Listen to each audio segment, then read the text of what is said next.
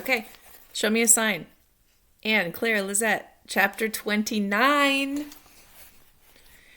When I open my eyes, I am lying on the table in Dr. Minot's examination room with a blanket over me.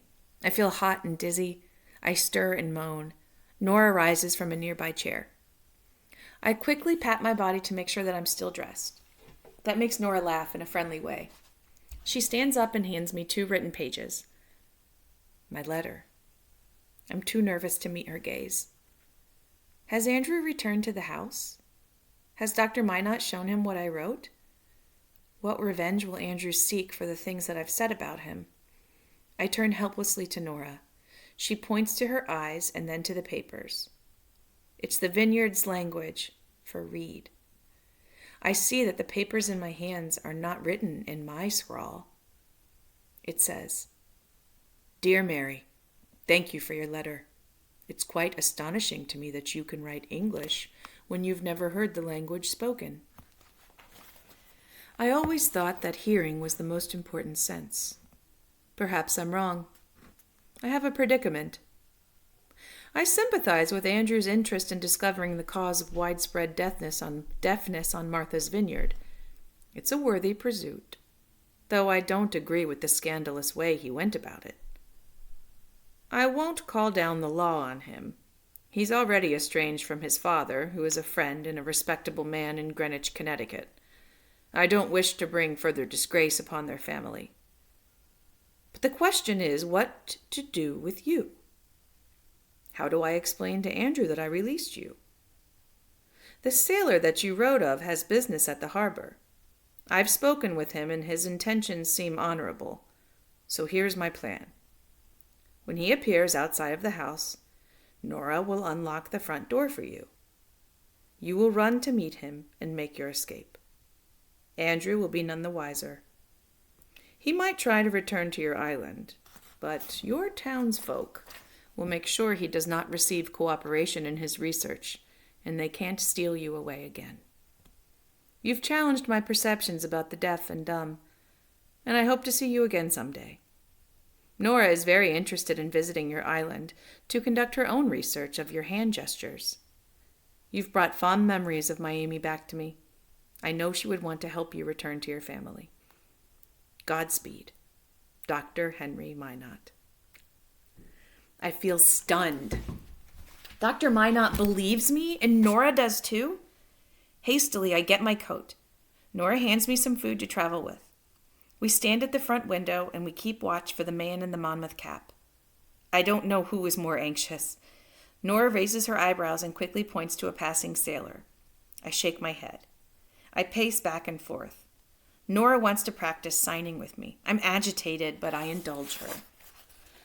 She's learning as quickly as a child. She points to the window, to the sky, to the trees, to the birds. I make the signs and I try to string them together in sentences with the signs that she's already learned. It distracts me until Nora grips my arm. There, there, she signs, pointing with her index finger. A man is coming down the street. The snow obscures my view. Please let it be the man in the Monmouth cap. In horror, I see that it's Andrew. Oh, girl. I run to the front door with Nora on my heels. She unlocks it quickly, and I dash out without so much as a thank you. I run in the opposite direction from Andrew. Panicked, I pray that the man in the Monmouth cap is not far, and that I can find him or another sailor before I am recaptured. The brick cobblestone streets are icy. I slip a few times in my fancy shoes. A strong wind gusts up the harbor and down the streets. It twirls me around and almost knocks me down.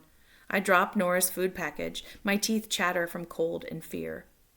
I sprint as best I can, panting like a workhorse. When I dare do look back to catch sight of Andrew coming around the corner. His tall, thin frame is unmistakable. I feel the blood drain from my face. How did he find me? Did he threaten Nora? I try to remember my way back to the wharf with landmarks, but I'm sure I'm off course. I run through throngs of Bostonians. There's enough bustling activity to shield me. No one seems to notice that I'm being hunted. I stop momentarily to catch my breath. That's when I feel a strong hand grip the back of my coat. I spin around, feeling I'll collapse on the spot.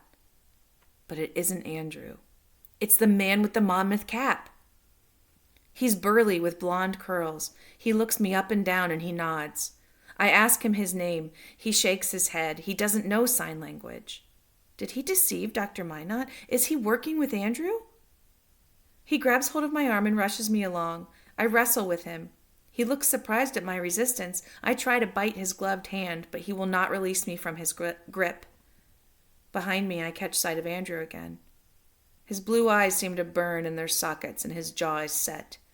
He can't be more than 20 feet from me. I look up at the man with the Monmouth cap. He looks at me and follows my terrified stare. The man picks me up, and when I scream, he covers my mouth with his hand. He runs away from Andrew and deposits me on the dock. Again, I try to flee, but he pushes me backward. I fall hard on my backside into a docked cutter.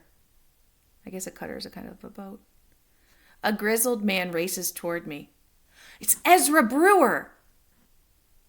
And it's not just any cutter, it's the SS Black Dog! Yay! I collapse into Ezra Brewer's open arms. His embrace is strong and gentle at the same time. I close my eyes and rest my hand on his shoulder, choking on my own sobs. He releases me and signs thank you to the man, who tips his hat and disappears into the crowd on the wharf. Ezra Brewer jumps up and quickly works the rigging. Andrew is here, I sign. Saw him, he says signs matter-of-factly. We'd better get going. While Ezra Brewer prepares the boat, I keep watch in case Andrew attempts to board the Black Dog before we leave Boston Harbor. As we begin to sail out of the inner harbor, Ezra Brewer surveys me. I've never seen his dark blue eyes so worried. Do I look that awful? Mary, he signs with a twinkle in his eye. I'm glad to see you, but I can't say that I admire your frills and brass buttons. You're dressed a mite too fancy for the dog. A waterfall tumbles inside of me.